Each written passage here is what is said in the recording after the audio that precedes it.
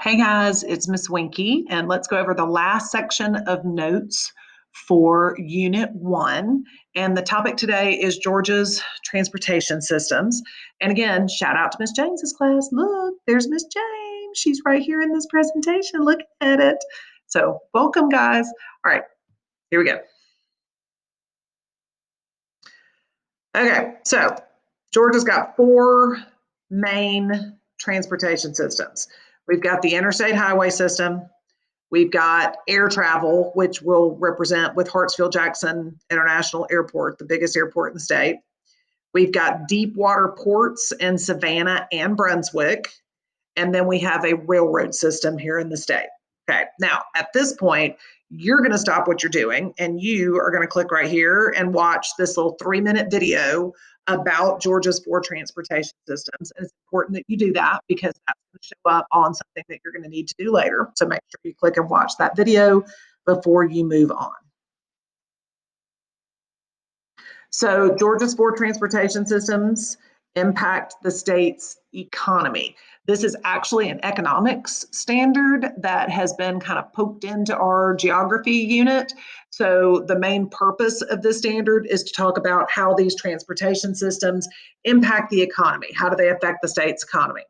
The number one way that they affect our state's economy is jobs, job opportunities. Sometimes when I tell kids this, they're like, yeah, my parents use the highway to get to work. That's a job opportunity. Well, sort of. It's not just that people use them to travel to their jobs or for their jobs. There are actual jobs associated with all of these transportation systems. So in addition to allowing people to get to other jobs, the systems themselves provide job opportunities for Georgians. Cities have developed as a result of these transportation systems. I mean, think about it. The city of Atlanta, would it be what it is today without the interstates and Hartsfield-Jackson International Airport? Probably not. Cities have developed on the rivers, and then later when railroads began to be developed, then cities began developing wherever the railroad stopped. So the transportation systems have had a big impact on the development of cities. Tourism is obviously going to be impacted by the transportation systems because other than like getting on a cargo ship, tourists are going to use all of these other forms of transportation. Now, are they going to go to those port cities? Yeah, they probably are, especially Savannah. But tourists are going to use all of the other transportation systems. And then trade is obviously going to be affected by these systems because each one of these transportation systems can be used to ship goods. Okay, so they're going to use the systems to ship goods and services around the world because people who provide services are also going to use these transportation systems to travel to do that. And they also allow us to bring in goods and services from other countries. Okay, so starting with the interstate highway system, we got a lot of facts and figures in these particular notes, okay? So the interstates transport a whole lot of dollars worth of cargo every year. They're the connectors. The interstates connect the railroads to the deep water ports, and they connect the deep water ports to the airport. And that makes it easy to ship goods in more than one way, so using more than one method of transportation. Interstates mean that Georgia's products can reach 80% of Americans overnight. So if we can get it to Georgia, then we can get it to most people across the country overnight from here, thanks to the interstates. And a lot of industries have ended up relocating to Georgia for a couple of reasons. One is because it's easy to get to the interstates here, and because typically in like a normal weather year, we don't have a lot of weather events that cause those interstates to close. So that's one reason why industries have chosen to relocate here, because they know that they're going to be able to use the interstates to ship their goods and that very rarely will they have any issues due to the weather. Now, you know, when we do, it's like 2 inches of snow that did it, but that doesn't happen too terribly often. Okay, Hartsfield-Jackson, that's the name of the airport in Atlanta, the big one. Later on, when we get to Unit 10, we'll talk about how it got its name. It is the world's busiest airport, meaning that it has the most passengers coming through it every day. It generates $23.5 billion a year for the economy. It serves 100 million passengers every year. Delta Airlines is headquartered there. We'll talk about that later this year as well. They have 26 different passenger airlines coming in and out. It's from 14 different countries. They also have a lot of cargo airlines that come in, and I think people mostly think of Hartsfield-Jackson as being a passenger airport, but it also has a lot of commercial flights that are coming in and out, or cargo flights that are coming in and out and delivering goods. And like we said earlier, 80% of the US market can be reached by interstate. Well, 80% of the US market is also within 2 hours of Georgia by plane. So between the interstates and the airport, we can get your stuff where it needs to go and get it there quickly. So here's a diagram that shows you where the major interstates are located in Georgia.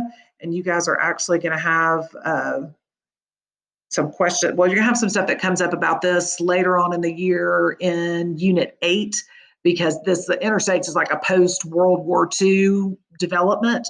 So we'll talk about that again later this year. So you can see all the major interstates, and then this map gives you an idea of about how long it takes to get to several of the major cities in the United States by air. And then down here, how long it would take to get there by truck. So this just kind of gives you a visual. Okay, moving on to the deep water ports. These are located in the cities of Savannah and Brunswick, both of which are located on Georgia's coast. So the deep water ports are used to export Georgia products all over the world. If you can load them on a cargo ship in Savannah, then we can get them wherever you need them to go. This is also where a lot of foreign products enter the United States. The majority of those products come in through the deep water ports in Savannah and Brunswick. They have their own special purpose government called the Georgia Port Authority. They make all the rules for the ports and run all the operations there. The port in Savannah is one of the fastest growing ports in the United States. It's the largest between Savannah and Brunswick. Savannah is the largest, and it handles 80% of the goods that enter the state of Georgia on a ship. So if you've been to the city of Savannah before, then you've probably seen these big giant cargo ships that come down the Savannah River. And each one of those containers on that ship is like the size of a railroad boxcar. So look at about the size of this. That's what all these little Lego looking bricks right here are. They're about that size. All right, railroads. So historically speaking, railroads were huge, a big, big part of Georgia's economy. Today, they still play a role. They just don't play that primary role that they did back in the old days in the state of Georgia. We're ranked number 3 in rail accessibility, meaning the ability to get to a railroad. We have access to 4,700 miles of railways. And intermodal bulk and automotive shipment will often use railroads to connect to international markets or to national markets. So intermodal, I believe, is on your vocab list. If it's not on the vocab list for this unit, it's going to come up at another time. But intermodal means using more than one form of transportation. Bulk shipments would be things like these really big containers. They're like really big, huge shipments. And then automotive shipments. They're all too big to put on, to put on a plane. So they'll often go from the deep water ports onto a railroad car, and then from a railroad car to a warehouse or a distribution center, and then they'll go out on trucks from there. So railroads are often used to connect to national markets. It's definitely smaller than our other methods of transportation today, but still important to trade in the state. And like I said, historically speaking, it was the most important transportation system in the state of Georgia in like the late 1700s, early 1800s, all the way through like the mid to late 1900s.